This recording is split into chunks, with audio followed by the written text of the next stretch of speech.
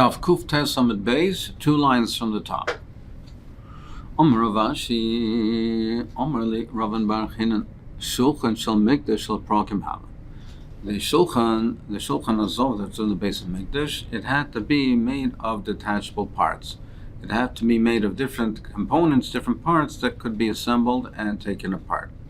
Now, as we learned previously, that the minimum size of a mikveh was 1 by 1, a length of 1 and a width of 1 amma, and a depth of 3 ammas. That's the minimum size of a mikveh that a person can immerse in completely. That's our boim so.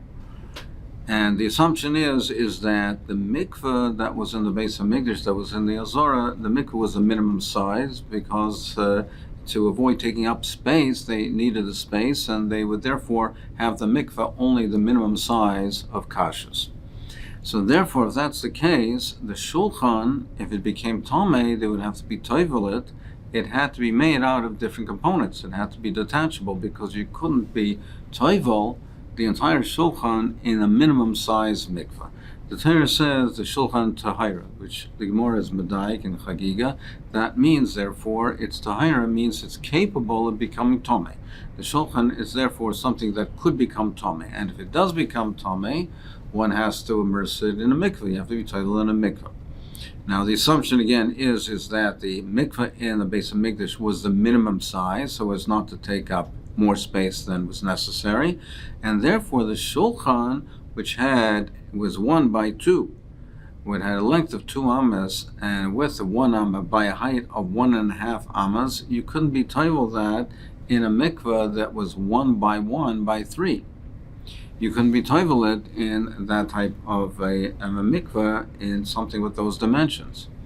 So therefore, it had to be made out of different components. Therefore, the legs had to be detachable, and the tabletop, also the top of it, had to be in 2 sections. So each section was a half an amma by 2 ammas. It was half an amma by 2 ammas, and therefore the tabletop, the top of the shulchan, you can be toivel each board, each top separately. So you have an area, therefore you have a board that was half an amma by 2 ammas. You can be toivel it in the mikveh, which was 1 by 1 by 3 depth, and each one separately. And the raglayim and the legs were separate. They were 1.5. And they were slightly less than 1.5 because you have the thickness of the tabletop, and they were detachable, and they toivel them separately. And Rivosh points out that perhaps you'd say theoretically that you could be toivel the mikveh even without having components, even with having a table which was 1 by 2 with 1.5 height, if you are toivel it on a diagonal. However, he says because of the thickness of the tabletop and the crowns, you couldn't do it even on a diagonal. So therefore, we're bringing a raya that it must be made out of different components. So therefore, he says, Shulchan Mikdash Shel Prokim Hava, if you tell me that it was attached firmly and it couldn't be taken apart, Amsa be'amsa heich metabla. How can you be toivel something which is an amma wide in a mikveh which is only an amma wide? You need a little bit of space to fit it in. It can't fit in something which has the same width in the mikveh, won't be able to fit in. You have to have more space than that to be able to insert it and immerse it. So therefore, the tabletop, which was an amma wide, if it was not separated into 2 components, if we didn't have 2 separate components, each one with a half an amma, you wouldn't be able to insert it and immerse it into the mikveh, which had a width of an amma. So therefore we see that, based on what we learned previously, that a mikveh, the minimum size of a mikveh, is 1 by 1 with a depth of 3, and we're assuming that the mikveh in the base of Mikdash had the minimum dimension. It must be that the shulchan was made up of different components. Frag the Gemara, what's your raya? My kusha, what's your kasha? Maybe they weren't toivel the shulchan in the mikveh. Maybe they were toivel it in the pool, the Yam Shel Shlomo, the pool that Shlomo Melech made. The Tana Rabbi Chia, he taught that Yam Shalsa Shleima Machzik Meya V'Chamisha Mikveh Tara. The Yam Shel Shleima was so large that it held 150 mikvahs worth. It was a size of 150 mikvahs, and therefore they're certainly large enough to be toivel the shulchan. The pasuk in the Malachim says that the Yam Shel Shleima, that it held 2,000 bas. A bas is 3 saw, so therefore it was able to hold 6,000 saw. And we know a mikvah, the minimum of a mikvah is it holds 40 saw. So therefore 40 saw, so 6,000 divided by 40 is 150. The Yam Shel Shleima was large enough, it was 150 mikvahs, so they're certainly large enough to be toivel the shulchan, and therefore you have no raya about the shulchan that it was made up out of different components. So the Mishnah says, Lo yivchasu loy ma'arba, that you don't give less wine than for dalet kaisis. There's a takana, the Rabbanan Masakin, dalet kaisis, 4 kaisis on Seder night. Frank the Gemara, Heich Masakin Rabbanan, midi dalsi be lidei sakana. How can the Rabbanan, how would they be Masakin something that would bring a person lidei sakana? This is an even number, and therefore we have at least in the time of the Gemara, the zugos pairs were considered to be a sakana. Like it says, V'atanya, we learn in the Brisa, Lo yechal adam trey, a person should not eat pears, V'lo yishta trey, and not drink things in pairs, V'lo yikanach trey, and not wipe himself in pairs, V'lo yasat tzrachav trey, and he should not do his needs. He should not do his needs in bia. It should not be in pairs. So anything that he does, he should not do in pairs, because it's considered to be a sakana. So he shouldn't therefore drink 2 cups of the same beverage. He shouldn't eat 2 types of the same food.